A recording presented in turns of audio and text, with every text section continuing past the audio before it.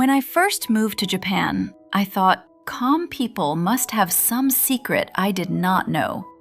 Maybe they woke up at 5 every morning. Maybe they never lost their keys. Maybe they had a perfect weekly plan written in a beautiful notebook. I had the notebook. The perfect week was still missing. One Monday, I decided to fix everything at once. I would wake up early, exercise, cook healthy meals, clean the whole house, read every night, and stop looking at my phone so much. By Tuesday, I was tired. By Wednesday, the notebook was closed. And by Thursday, I was eating snacks next to a basket of unfolded laundry, pretending Monday had never happened. I thought I needed more discipline. But after living in Japan for a while, I started noticing something much simpler. The calm people around me were not changing everything. They were making tiny choices that were easy to repeat. One small shelf, one quiet pause, one short walk, one imperfect object kept with care. Those small habits slowly changed the feeling of my home, and without me noticing at first, they changed the feeling of my days too. These are 5 Japanese ideas that helped my life feel lighter. Not perfect, just lighter. The first was Kaizen. Kaizen means making a small improvement, then doing it again. The first time I heard the word, I thought it sounded like a serious business idea. Something for factories, managers, and people who enjoy spreadsheets. Not me. Then, one morning, I saw my neighbor standing near the small shelf by her front door. She moved a basket. She threw away 2 old receipts. Then, she placed her keys on a small tray. That was it. I asked, "Are you going to organize the rest of the cabinet?" She smiled and said, "Maybe tomorrow. This is enough for today." This is enough for today. I needed that sentence.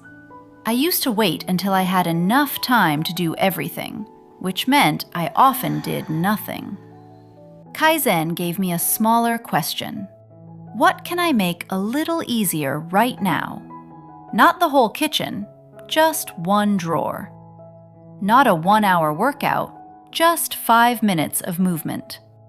Not 20 pages, just 2.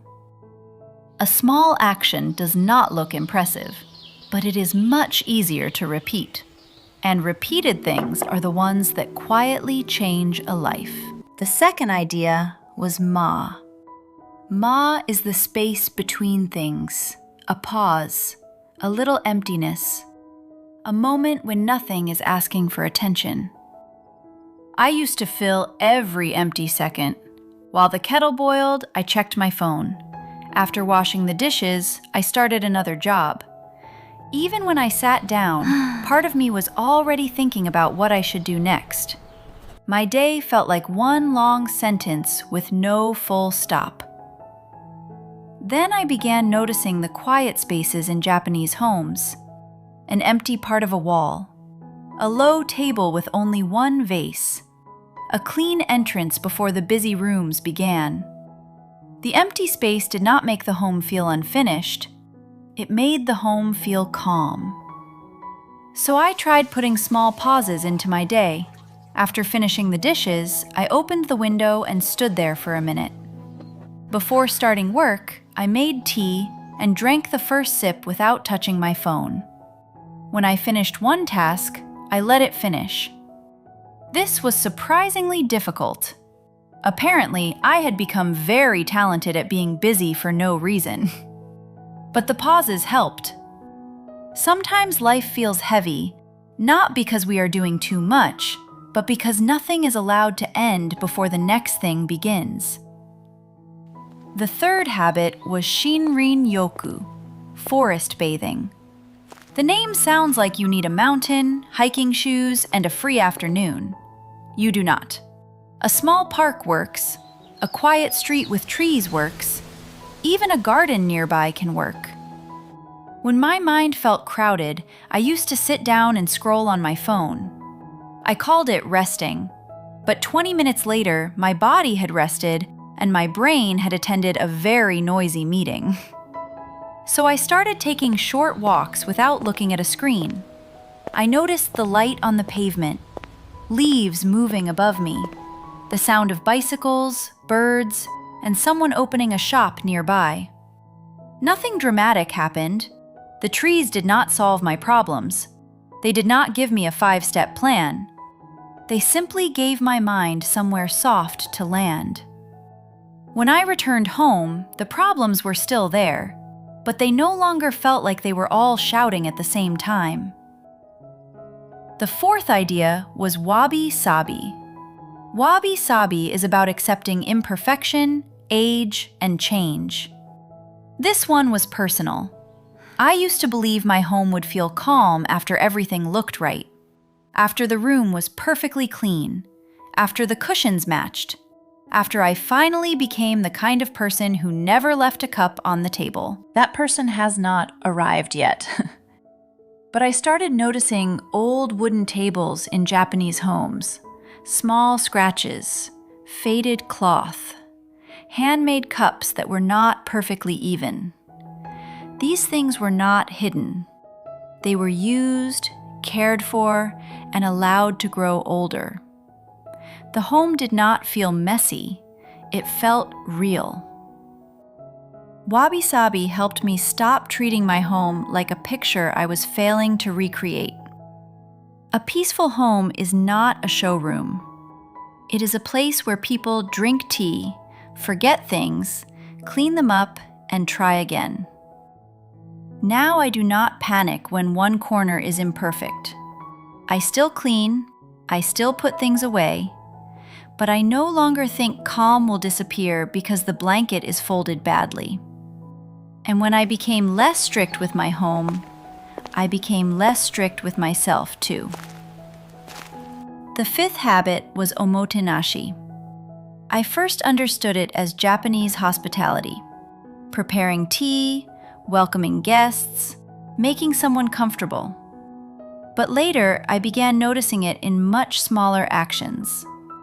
A chair returned to its place, a sink wiped after use, shoes placed neatly so nobody trips, a table left ready for the next person. It was care without waiting for praise. I started using one simple question at home. What will the next person need? Sometimes the next person was my family. Sometimes it was me, coming back tired later. So I put the keys in the tray. I filled the kettle. I folded the blanket. I cleared one small part of the table before leaving the room. These jobs took less than a minute, but they made the future feel kinder.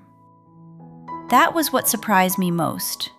A calm home is not only created by big cleaning days, it is created by tiny acts of care left behind throughout the day. When I look back, these 5 habits did not change my life in one big moment. They changed the weight of ordinary days. Kaizen taught me to start smaller. Ma taught me to leave space. Shinrin-yoku gave my mind somewhere quiet to rest. Wabi-sabi helped me stop waiting for perfection. And Omotenashi taught me to make life easier for the person who comes next. The biggest lesson was not to try all 5 tomorrow. That would be my old Monday plan wearing a new outfit. Choose one. Only one. Clear one drawer. Leave one quiet minute between 2 tasks. Take one short walk without your phone. Let one harmless imperfection stay. Or prepare one small thing for your future self. Turn it for 7 days. Then notice what feels different. Maybe your home feels lighter. Maybe your mind feels quieter. Maybe one part of the day becomes easier. That is enough. You do not need to rebuild your whole life tomorrow. You only need one small place to begin. If this story helped you see small habits differently, subscribe for more Japanese-inspired ideas for a calmer home and a lighter life. And tell me in the comments, which one would you try for the next 7 days? I'll see you in the next video.